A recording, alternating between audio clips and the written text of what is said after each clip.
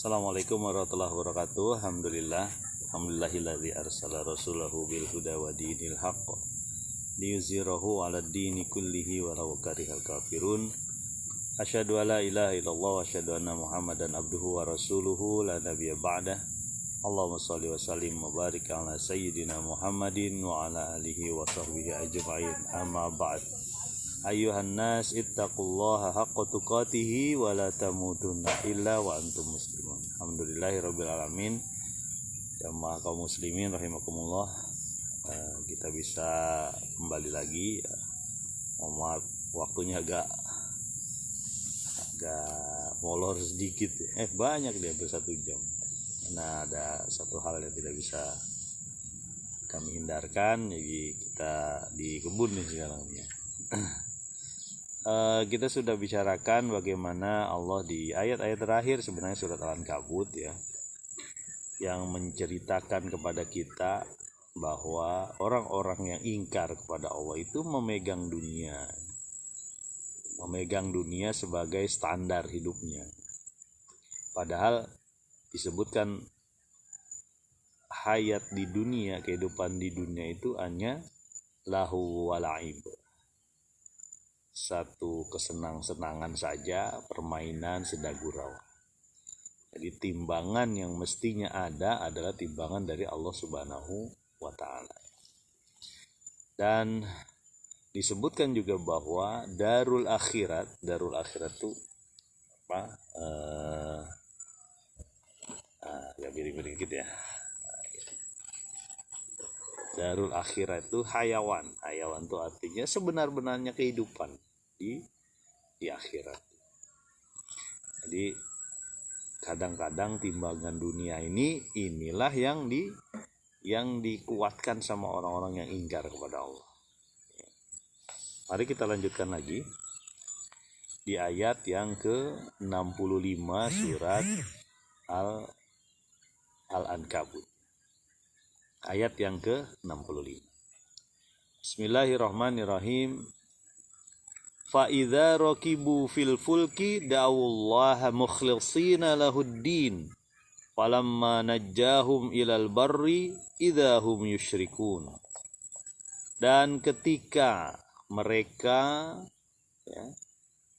berlayar atau naik kapal laut berarti ya,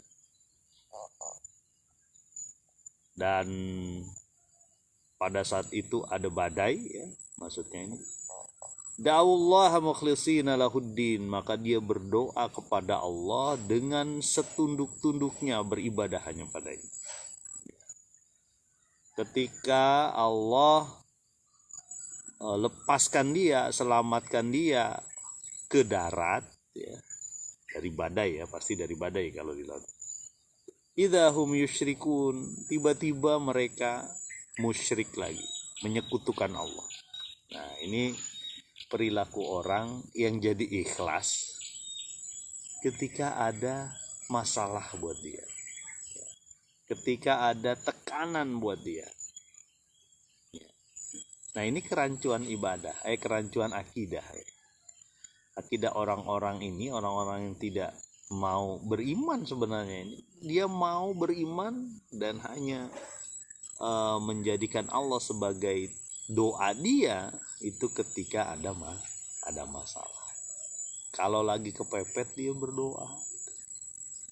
Ya.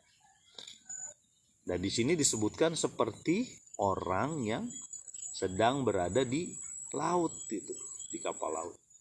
Kita tahu kapal laut itu cuaca bisa berubah setiap saat. Dan ketika berubah, badai datang. Ketika badai datang, gelombang tinggi.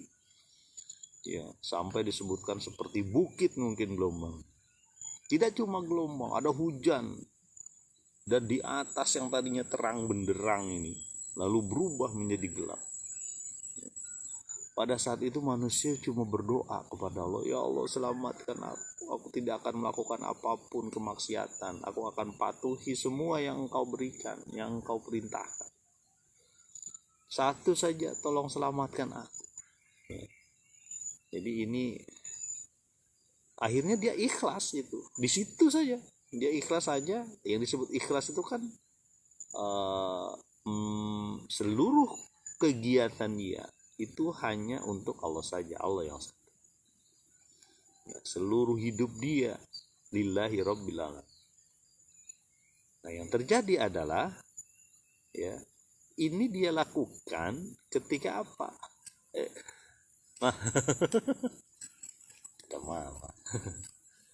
Ketika dia mendapat kesulitan berat, ya.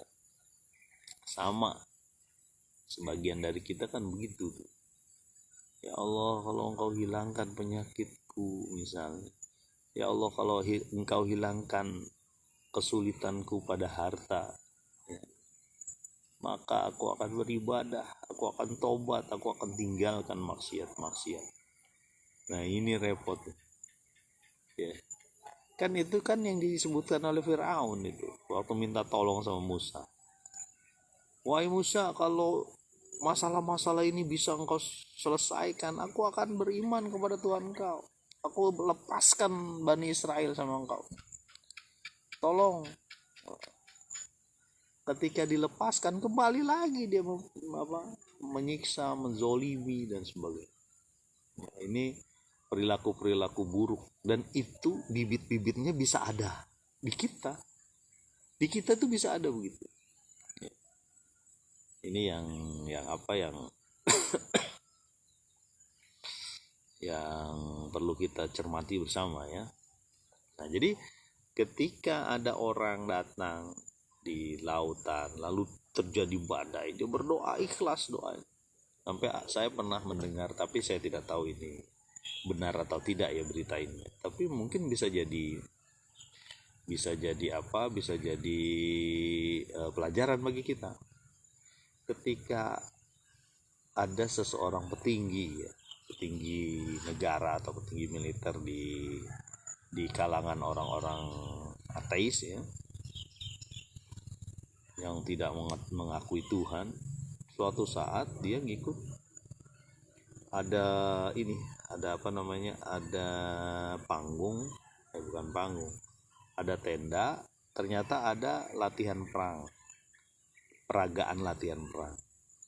Nah, itu dari darat, ada tank, ada apalah macam-macam, dan ada yang serangan udara. Dari suatu ketika, entah serangan udara itu disengaja atau tidak ya, itu jetnya dekat sekali dengan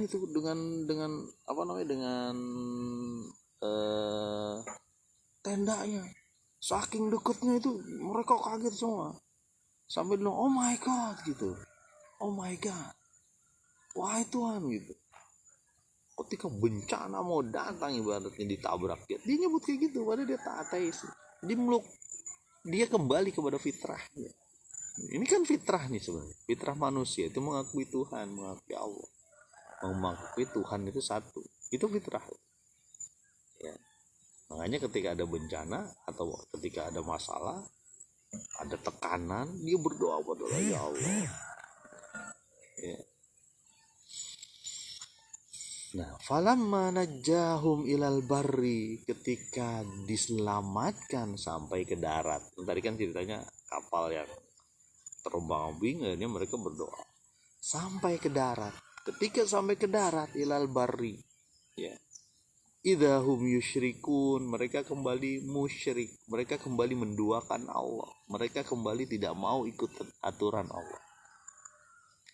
Ini perilaku sama saja, ada saja di setiap zaman.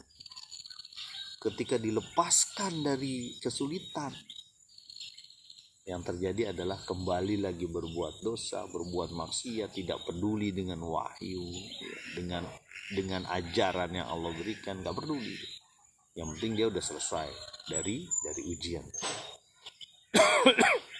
Nah, ini penyakit ya pada manusia, dan itu pun terjadi pada orang-orang yang mungkin waktu itu kafir Quraisy ya. Ya, diingatkan bahwa akidahnya rancu nih, ketika dalam keadaan sempit dia ingat sama Allah, dia doa bahwa Allah lah yang bisa melepaskan dari seluruh kesulitan. Bila diperintahkan, disuruh untuk pakai aturan Allah, mereka nggak mau. hum yusyrikun, mereka musyrik, mereka menyembah hal-hal yang lain, mereka menyembah makhluk, mereka ikut dengan petunjuk-petunjuk manusia yang enggak sesuai dengan ajaran agama Allah. Kembali musyrik setelah dapat apa? Setelah dapat kelepasan dari kesulitan. Nah, kan kita lagi mikir nih sekarang ya. Jangan-jangan kita juga begitu, lagi kesulitan kita doa gitu. Sholat kita banyak benar, walaupun sedekah kita nambah ya, misalnya ketika lagi ada kesulitan. Boleh gak seperti itu? Boleh, cuma ditambahin. Ketika nggak ada kesulitan tingkatnya disamain. Ini kan kadang-kadang begitu ya. Kayaknya rajin. Saya pernah nanya dengan seseorang, kok dia datang ke musola ya? Jarang ini orang datang ke musola. Saya pernah nanya ini langsung. Selidik punya selidik, dia membaca sesuatu. Saya lihat itu fotokopian dari Ana. Dia baca fotokopian nih. Nah, dia baca. Kemudian ngobrol saya. Gimana Kang? Alhamdulillah ini. Terus semangat Kang, ya mudah-mudahan kita bisa jalan terus untuk berjamaah. Kang Junaid apa kabar? Jakarta ya. Mudah-mudahan tetap semangatnya di akhir-akhir Ramadan, bulan yang akan kita tangisi kepergiannya, insyaallah. Sering ada kegiatan sosial ya Kang Junaid, mudah-mudahan tetap lancar. Ya. Jadi setelah saya tanya tadi sama orang tadi ya, ternyata bacaannya bacaan Arab itu. Kalau baca bacaan Arab, kemudian ngobrol-ngobrol. Iya Pak Arfan. Gimana Kang? Iya ini kebetulan lagi ada hajat. Ada hajat Kang? Iya, jadi ada hajat. Nah, ya alhamdulillah Kang, mudah-mudahan hajat itu diberkahi Allah kan gitu aja. Dia melakukan itu kurang lebih 2-3 hari itu. Seingat saya itu 2-3 hari dia datang ke musola. Dan seingat saya juga, mungkin karena saya nggak ngelihat ya, setelah itu nggak datang. Mungkin hajatnya terkabul ya. Tapi masalahnya ya, jangan ditinggalkan ketika Allah sudah mendatangkan kita ke masjid, ke musola. Ketika ada kesulitan, lalu kita datang kan ke masjid, ke musola, ke ustadz, kemudian berdoa. Kayak tadi nih kasusnya, berdoa secara ini. Setelah itu diteruskan, itulah kesempatan kita dapat mempertahankan hidayah ya. Setelah itu diteruskan, ini yang repot ya. Makanya perlu kita tetap terus menerus mendapatkan masukan dari ulama, dari ustaz, mungkin dari kitab kita, mungkin kita baca entah tafsirnya, entah buku-buku yang membuat kita jadi lebih dekat dengan Allah. Kita punya waktu lah 24 jam 24 jam kita main sosmed itu bisa berjam-jam kan. Masa setiap hari nggak bisa setengah jam aja gitu ya meluangkan waktu untuk mencari ilmu. Termasuk kemarin saya sampaikan, paling nggak 1 lembar lah 1 hari Al-Quran ya. Kalau nggak bisa 10 lembar ya 5 lembar. 10 lembar kan satu juz ya, paling setengah juz atau mungkin seperempat juz. Kalau nggak selembar, kalau nggak bisa juga 1 halaman. Kalau nggak bisa juga pegang Al-Qurannya, bilang ya Allah, kenapa saya 1 halaman 1 ayat pun saya nggak bisa ya. Apa dosa saya gitu ya. Kita lanjutkan jamaah Kampung Taqwa dan Rahmatullah dan teman-teman lah yang sedang mendengar atau melihat, menonton siaran ini ya, menjelang hari-hari terakhir nih Ramadan. Maksimalkanlah kita punya usaha ya, karena belum tahu kita akan ketemu tamu yang luar biasa lagi ini ya, tamu Ramadan. Ayat selanjutnya ayat 66 surat Al-Ankabut. Bismillahirrahmanirrahim. Liyakfuru bima atainahum waliyatamatta'u fasawfa ya'lamun. Supaya mereka dibiarkan dalam kekafirannya ya, terhadap apa yang diberikan kepada mereka, dan supaya mereka bersenang-senang ya. maka pasti mereka akan mengetahui akibat. Nah, ini ada orang-orang yang dengan kecenderungan dia kepada dunia terutama ya, kecenderungan dia untuk tidak taat pada Allah, dibiarkan sama Allah dalam kekafiran sampai waktunya ada, dalam kesenangannya ya, kesenangan dalam kekafiran. Karena ada orang yang senang dalam kekafiran, ada ya, ada orang yang senang dalam keingkaran ya. Ini uang aing, uang saya, ngapain saya perlu memberikan pada orang lain, ngapain? Anak-anak saya terserah saya mau diapain, badan saya juga ngapain diurusin.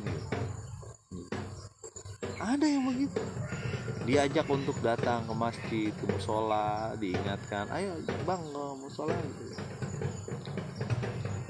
Melengos lah, atau banyak lah caranya itu. Jangan sampai kita jadi dibiarkan gitu. Makanya itu yang disebut istidraj ya, dibiarkan terus menerus menuju jurang kebinasaan.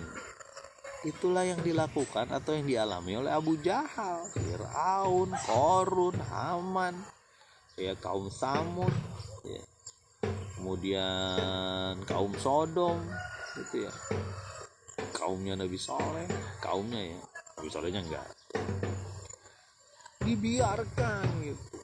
Ada yang terpesona dengan badannya, ada yang terpesona dengan ilmunya sehingga bisa memahat gunung menjadi rumah ya. Ada yang terpesona dengan hartanya. Jadi kan 3 itu aja tuh biasanya, harta, kekuasaan, satu lagi ilmunya, tambah satu lagi ya, itu masuk kekuasaan sebenarnya ya, bagian dari kekuasaan kepemimpinan, anak keluarga. Terpesona dia dan bersenang-senang dia dalam keingkaran, dalam kekafiran. Nanti kita lihat di di 2 ayat terakhir di surat Al-Ankabut, bagaimana Quraisy itu diberikan kesenangan, dia lupa terhadap nikmat itu dari Allah dan tidak bersyukur. Dia tidak bersyukur. Liyakfuru bima atainahum waliyatamatta'u, biar mereka itu bersenang-senang ya, padahal kita ingat bahwa dunia itu adalah ya cuma senda gurau sudah. Kalau dia tidak didasari dengan akhirat nggak bisa ya. Karena satu-satunya jalan untuk selamat dunia dengan akhirat adalah dia mengikuti petunjuk Allah. Banyak tuh cerita-cerita tuh, sering ya saya sampaikan ya, bagaimana ada yang terpesona dengan harta ditenggelamkan oleh Allah ya. Ada yang terpesona dengan kekuatan jasad, kekuatan fisik ya.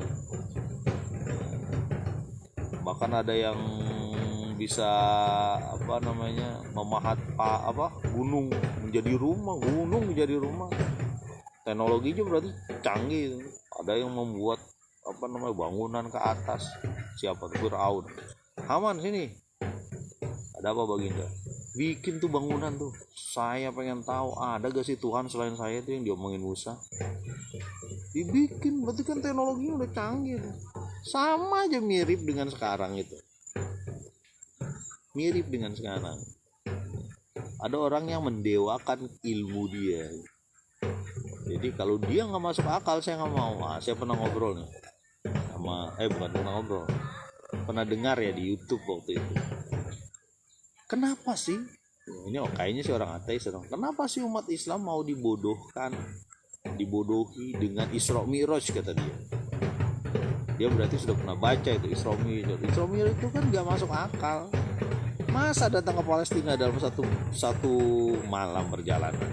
Dulu nggak ada nggak ada pesawat, nggak ada, ratusan ribuan kilometer kayaknya sampai Palestina. Berarti itu pembohongan itu. Jadi Muhammad tuh bohong. Nah, kalau orang mukmin dia beriman apa yang dikatakan Muhammad dari Allah. Itulah yang dilakukan oleh Abu Bakar. Ya, ketika dapat nih Quraisy itu senang kan? Senang apa? Gara-gara dapat kesalahan Nabi lah kalau bahasa gitu, kesalahan Muhammad. Dia datang ke Abu Bakar. Wah, Abu Bakar, temanmu tuh memang udah gila itu, udah nggak benar omongannya. Ada apa? Dia malah menyatakan tadi malam berangkat menuju Palestina, Sam, negeri Sam, lalu naik ke langit. 1 malam. Mana bisa? Kita jalan Mekah Madinah aja udah berapa ya? 500 kilo mungkin 2 malam. Ya. Jadi benar kan agama Anda itu agama palsu ya. Bohongan di situ. Ya apa kata Abu Bakar? Yang mengatakan Muhammad. Iya, kalau yang mengatakan Muhammad saya percaya. Jadilah dia disebut As-Siddiq. Tapi bukan karena ingin mendapat gelar As-Siddiq, itu keimanan. Karena sudah yakin dengan Rasulullah. Tidak semua bisa masuk akal. Ya. Enggak semua bisa masuk akal. Sekarang gini. Masuk akalkah kita ketika menyadari ternyata ada makhluk di laut dalam yang dia tidak ada sinar, dan baru ditemukan abad 19 kemarin ketika ada kapal selam turun ke bawah. Ternyata ada makhluk di kegelapan. Ya. Kan sebenarnya nggak masuk akal. Ya. Kehidupan itu bisa terang benderang, bisa berputar dengan baik jika ada sinar. Nah, sekali lagi ya, kehidupan itu bisa, ini yang masuk akal kita kan, karena ada sinar. Nah, sinar ini akan menerangi atau menyinari tanaman. Tanaman akan memproduksi, lalu dimakan herbivore, carnivore dan sebagainya. Baru terjadi. Tapi yang dalam suasana gelap gulita, mungkin kan ada kehidupan. Ya. Sebelumnya nggak kebayang, tapi ternyata ada. Tahun 1700 mungkin gak masuk akal di kedalaman 7.000 meter, di kedalaman 5.000 meter, ya 5 kilometer dari atas permukaan itu ada makhluk yang bertahan hidup. Ternyata ada. Ya. Pernah tuh ada ekspedisi ke gua ya. Ekspedisi ke gua itu menemukan sejenis ikan atau sejenis udang yang buta. Kenapa? Tidak diperlukan bagi hewan-hewan ini, yang penting rezekinya masuk ya. Dan Allah lah yang mengitari ini, atau Allah lah yang memproses ini. Adanya gua berarti ada pergerakan bumi ya. Adanya hujan mengalirkan, itu rezeki itu. Dan dari situlah berputar kehidupan manusia. Sebenarnya nggak masuk akal ya. Sama ketika Nabi Ibrahim seolah-olah tidak masuk akal meninggalkan siapa? Hajar dan Ismail. Anak bayinya dia tinggalkan. Ya. Enggak masuk akal. Tapi apa yang terjadi hingga sekarang? Sumur Zam-Zamnya dinikmati ratusan juta orang, kan miliaran kali ya sampai sekarang. Ya, dijadikan tempat untuk beribadah. Ya. Banyak yang tidak masuk akal. Ya.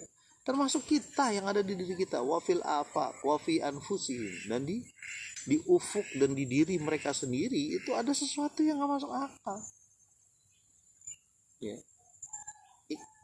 Kita masih ingat dulu guru-guru biologi kita dulu, guru-guru IPA kita itu mengatakan 2 jenis otot ya, ada otot polos atau ada otot lurik. Otot lurik itu biasanya bekerja dengan sadar nih, kayak saya nih bergerak nih. Mulut, mata kanan kiri kan, gini nih bergerak nih, ada tricep di sini, itu bergerak dengan sadar, kita bergerak. Tapi usus ya, usus hati ya, kalau jantung ada beda sedikit ya, bentuknya otot lurik, kerjanya otot polos otot polos. Otot lurik itu kayak lurik gitu.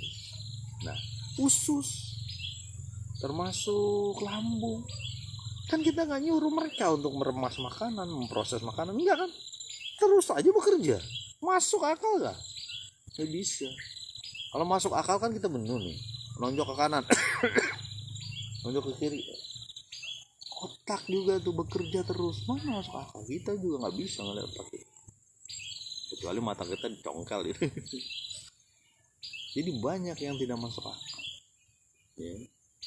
Nah itu tadi cerita orang ateis yang ngomong itu Islam itu masuk akal, kita dibohongin ya. Kembali lagi ke ayat ya, iya tamatta'u fasawfa ya'lamu, biarkanlah mereka dalam kekafiran, pasti mereka dapat mengetahui ya. Kalla saya'lamu tsumma kalla saya'lamu, pasti dia akan mengetahui ya, akan mengetahui apa? Mengetahui akibatnya. Jangan disangka kezaliman itu tidak mendapatkan akibat, pasti dapat. Apapun itu, menyingkirkan duri dari jalan ada akibatnya, orang jadi nyaman, selamat ya. Senyum terhadap orang ada akibatnya. Begitupun menjolimi orang ada akibatnya, nggak cuma di dunia, di akhirat juga. Jadi cukup 2 ayat ini, mudah-mudahan bermanfaat. Subhanakallahumma wa bihamdika asyhadu alla ilaha illa anta astaghfiruka wa atubu ilaik. Assalamualaikum warahmatullahi wabarakatuh.